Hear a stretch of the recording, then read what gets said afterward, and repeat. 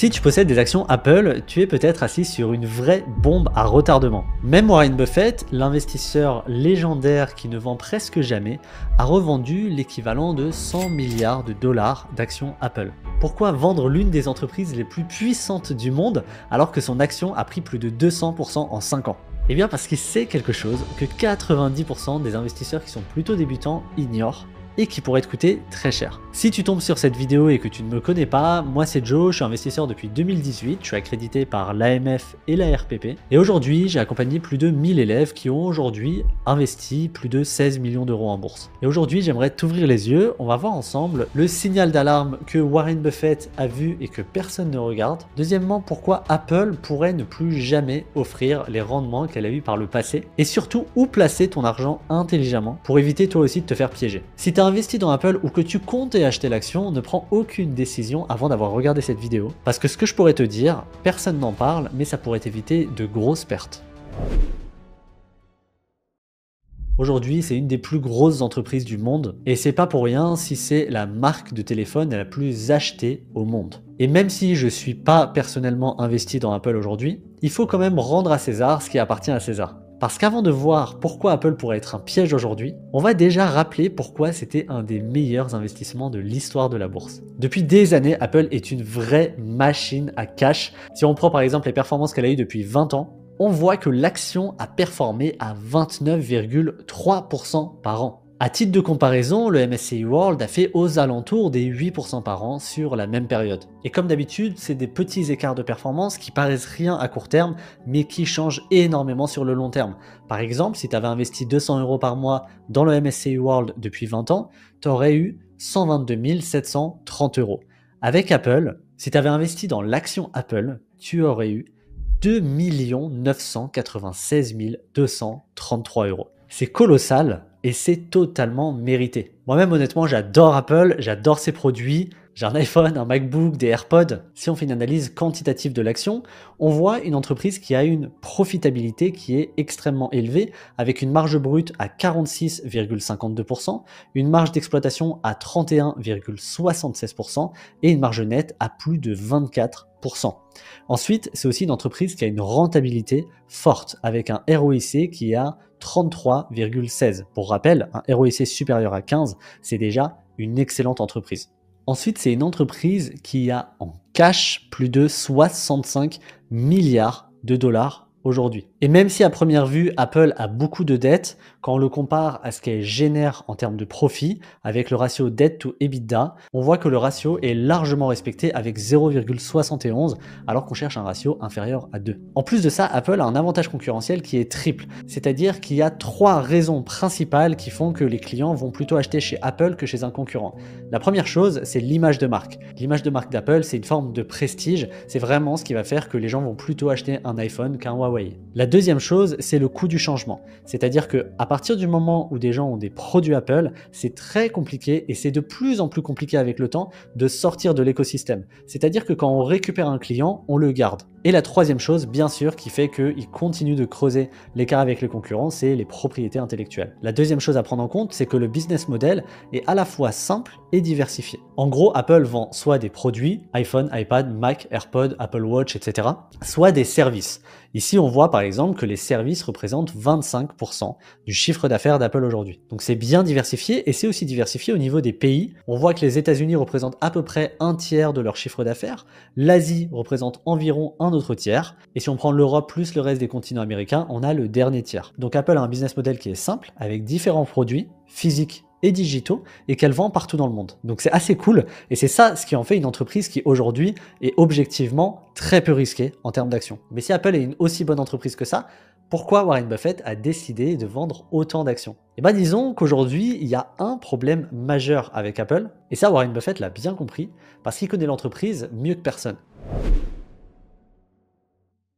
Quand Warren Buffett, considéré comme l'un des plus grands investisseurs de tous les temps, commence à vendre massivement une action, ça devrait nous faire réfléchir à deux fois. Pendant l'année 2024, Berkshire Hathaway, la société de Warren Buffett, a revendu pour presque 100 milliards de dollars d'actions Apple. Il a coupé 2 tiers de ses positions dans l'entreprise, Apple qui représentait 49,54% du portefeuille de Warren Buffett, représente aujourd'hui 28,12%. Donc Warren Buffett qui a toujours vendu l'horizon d'investissement long terme dans des entreprises de qualité, qui dit que notre horizon d'investissement est pour toujours, a quand même réduit drastiquement sa position sur Apple. Et ça franchement c'est un vrai signal d'alarme.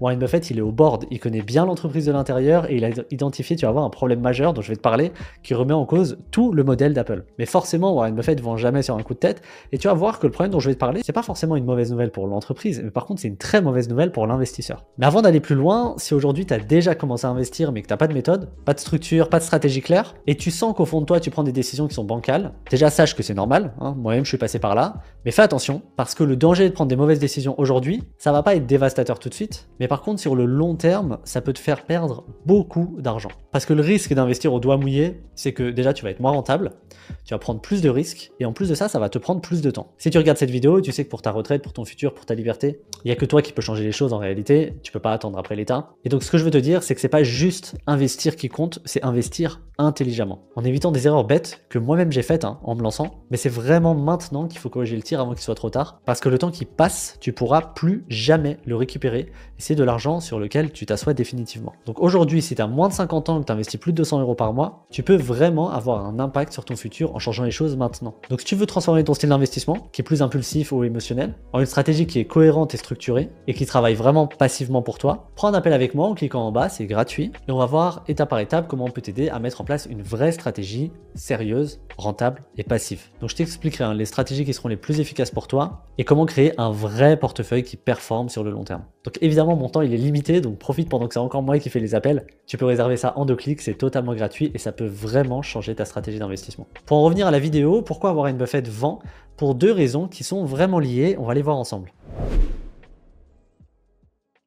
Le premier problème fondamental d'Apple, c'est que sa croissance est au point mort. Et tu vas voir que ça se voit visuellement quand on regarde les chiffres. On voit qu'en 2021, Apple a fait 94,680 milliards de bénéfices. C'est presque 2 fois les bénéfices qu'elle avait fait l'année précédente, et même toutes les années précédentes, donc c'est assez impressionnant post-Covid de faire des chiffres pareils. Mais ce qui se passe, c'est que depuis, l'action n'a pas bougé.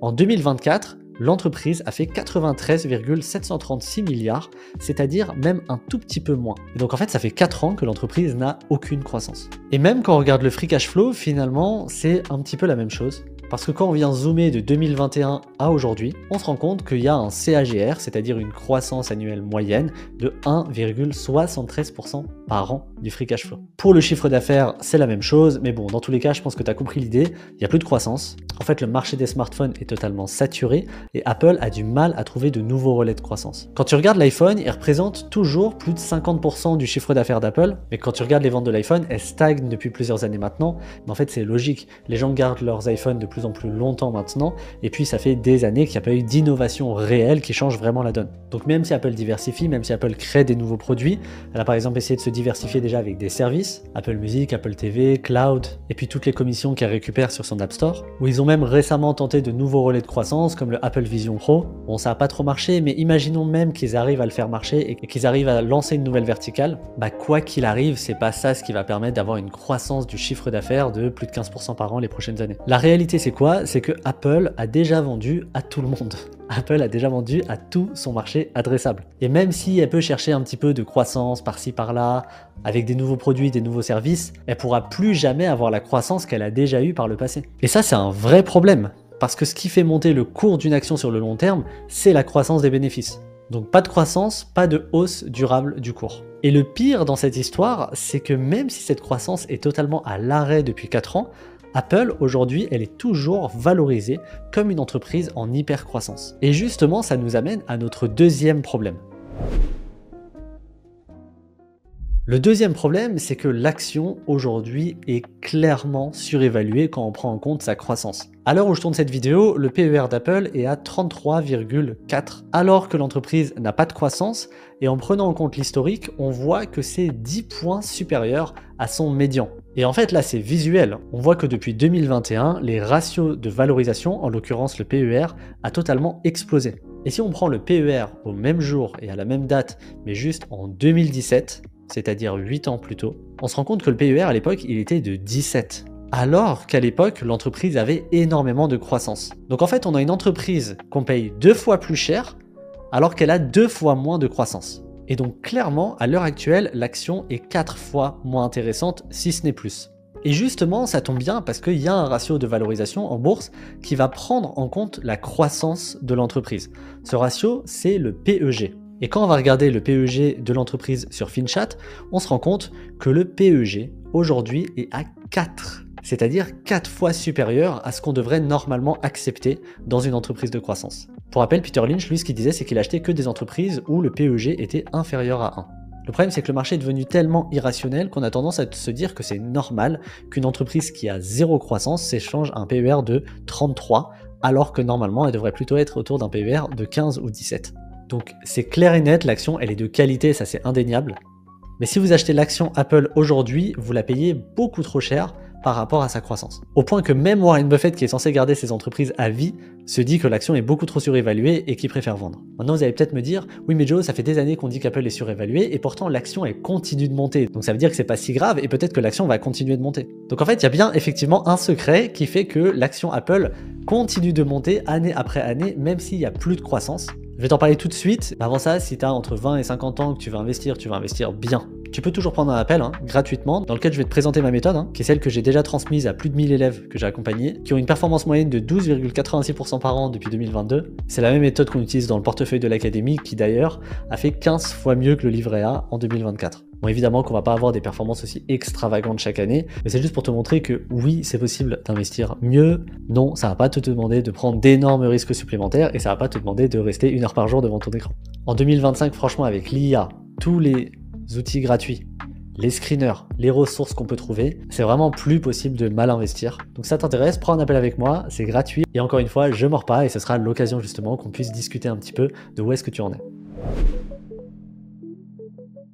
Comment expliquer que le cours de l'action Apple continue quand même de monter alors qu'il n'y a plus de croissance? En fait, la réponse, elle se trouve dans 2 endroits. La première chose, on l'a vu, elle est valorisée 2 fois plus cher. Les bénéfices sont presque les mêmes, mais on va juste la payer plus cher. Par exemple, si on prend depuis 2022, tu vois qu'on a exactement le même bénéfice par action pour Apple chaque année, mais ici, dans la petite courbe bleue, c'est l'évolution du PER, c'est-à-dire combien de fois tu payes l'action par rapport aux bénéfices qu'elle génère.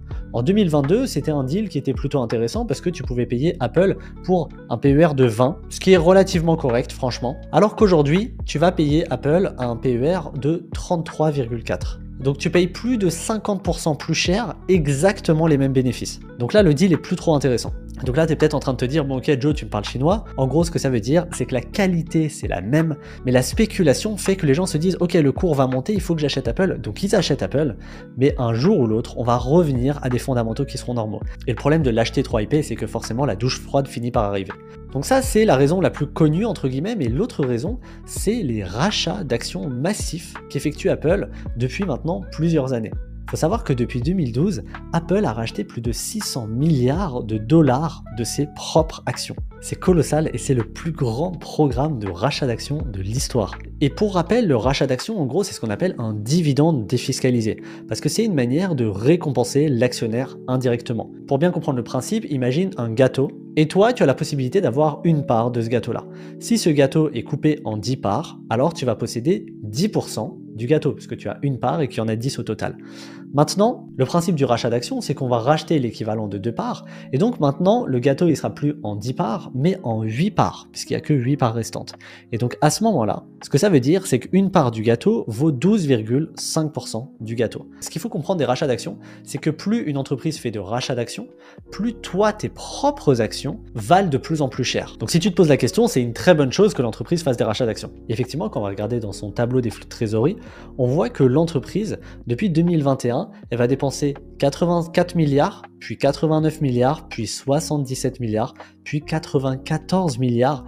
Donc elle dépense une moyenne de plus de 80 milliards de rachats d'actions chaque année. Et c'est assez impressionnant parce que ça correspond presque à ce que l'entreprise génère chaque année en termes de free cash flow. Et si on additionne ça aux dividendes qu'elle reverse aux actionnaires, qu'on peut aussi retrouver ici, on se rend compte que les rachats d'actions plus les dividendes, ça correspond exactement à tout ce que l'entreprise génère chaque année en termes de free cash flow. Donc pour la faire simple, tout ce qu'Apple gagne, elle le reverse aux actionnaires. Et donc ça laisse très peu finalement pour réinvestir dans la société, faire des acquisitions ou chercher l'innovation. Et donc tu l'as probablement compris, c'est officiel, Apple n'est plus du tout une entreprise de croissance, c'est devenu une action à dividende.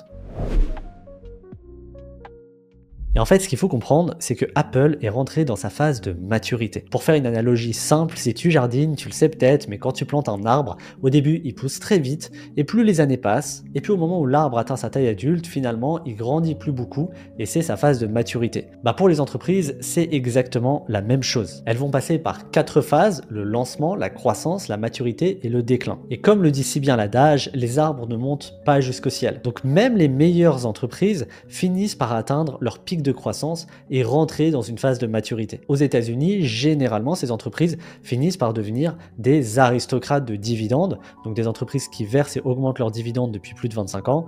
On a 3M, Coca-Cola, McDonald's, Procter & Gamble ou même IBM dans la tech. Et Apple commence justement à rentrer dans cette catégorie-là. D'ailleurs, je te partage ce dernier graphique de cette vidéo qui te montre justement qu'à chaque fois qu'une entreprise rentre dans le top 10 des plus grosses entreprises américaines, elle finit au fur et à mesure du temps par sous-performer cet indice. Donc évidemment, ça ne veut pas dire qu'Apple va s'effondrer ou va faire faillite. Au contraire, Apple c'est une entreprise qui est extrêmement profitable, une marque puissante, une base de données de clients fidèles, mais en fait la nature de l'investissement dans l'action Apple a changé. Mais c'est pas parce que c'est une excellente entreprise que c'est un excellent investissement, et loin de là d'ailleurs, parce que la nature même de l'investissement dans l'action Apple a changé. Et ça, Warren Buffett l'a bien compris avant tout le monde, c'est qu'Apple aujourd'hui, c'est plus du tout une entreprise de croissance. Donc dis-moi ce que toi t'en penses, est-ce que c'est un jeu perdu d'avance d'investir dans Apple? Je suis très curieux d'avoir ton avis en commentaire. En tout cas, mon avis, c'est qu'Apple aujourd'hui, c'est une action bon père de famille, et donc une action de rendement plutôt qu'une action de croissance. Et le vrai problème et le vrai danger pour beaucoup d'investisseurs, c'est qu'ils continuent d'acheter Apple en pensant qu'ils investissent dans une entreprise en forte croissance, alors qu'en réalité, ils achètent une action de rendement, mais qui est valorisée comme une action de croissance. Donc ils payent très cher une entreprise qui ne va pas leur apporter beaucoup. Pour moi, c'est la pire configuration pour un investissement. Payer un prix de croissance pour une entreprise qui n'en a plus. Si votre but c'est de chercher du rendement,